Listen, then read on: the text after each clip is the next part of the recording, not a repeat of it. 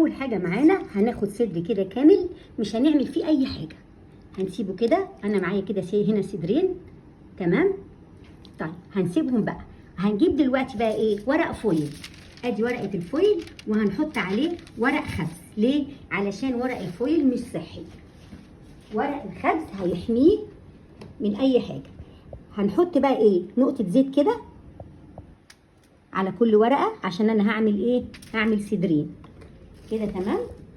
وبعدين هحط فص توم هنا كده، فص توم برضو، والناحيه التانيه كده فص توم، تمام. بعد كده بقى هحط توابل فراخ هنا وهنا. هحط بابريكا،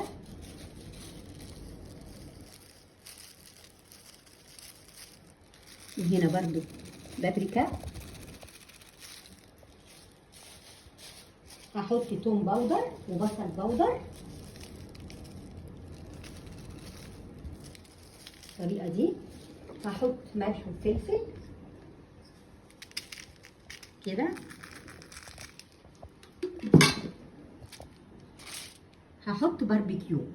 الباربيكيو بقى هو اللي هيديها طعم ايه؟ طعم الشوي بالطريقه دي كده، هنا وهنا. عايزه تحطي توابل بقى مشطشطه حطي كده. خلاص حطينا بقى كل التوابل بتاعتنا زي ما قلت لك. عايزه تحطي شطه حطي. هقلب بقى كده هنا، واقلب الصدر الثاني برده كده. حطينا كل التوابل، وحطينا توم وزيت وباربيكيو وتوم باودر وبصل باودر.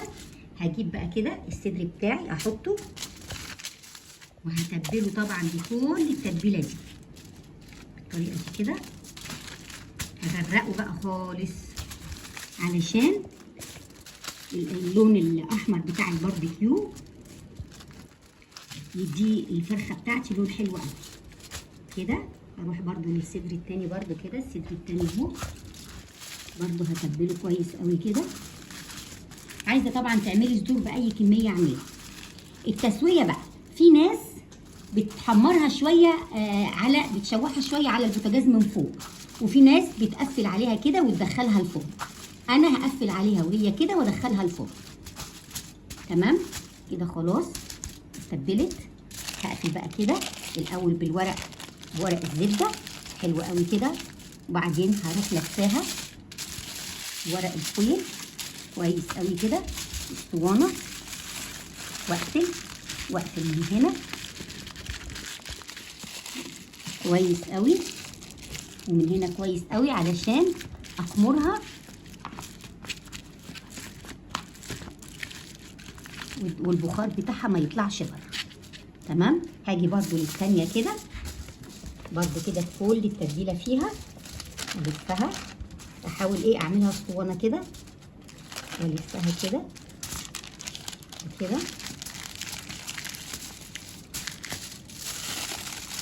بورقه الفويل برضو اقفل كويس واعملها اسطوانه، واقفل من هنا واقفل من هنا. وطبعا هخلي الفرن يبقى حامي ومسخناه قبل ما ادخلها فيه. واجيب الصينيه بتاعتي كده واحطهم هما الاتنين كده، وادخلها نص ساعه في الفرن على فرن حامي 180، تمام. انا كده بقى هدخلها الفرن، وبعد الفرن هوريها لك بقت عامله ازاي، تمام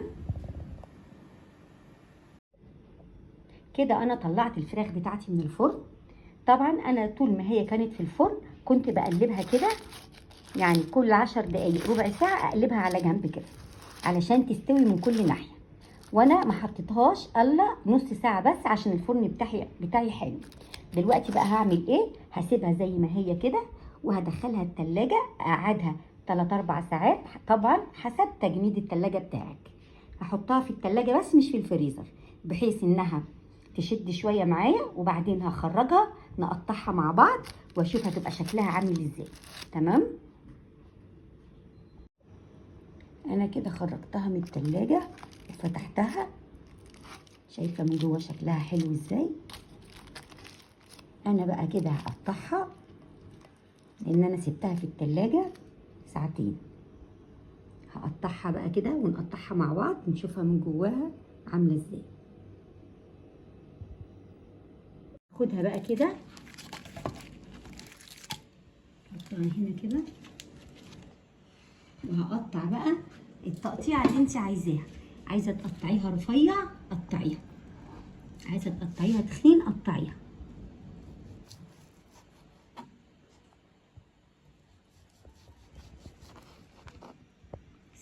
قطعه حلوه قوي تعمليها سندوتشات، او تعملي مكرونه وتحطي عليها كده القطعه كده تبقى من فوق تحفه. شايفه حلوه ومستويه ومتماسكه تحفه، مش هتبطلي تعمليها. وانا اقطع الجزء التاني برضو كده.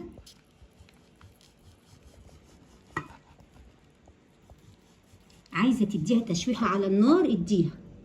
ممكن بقى نعمل عليها بطاطس بوريه، ناخدها سندوتشات، نعمل مكرونه، نعمل رز، وتبقى الخيرت كده عليها تحفه.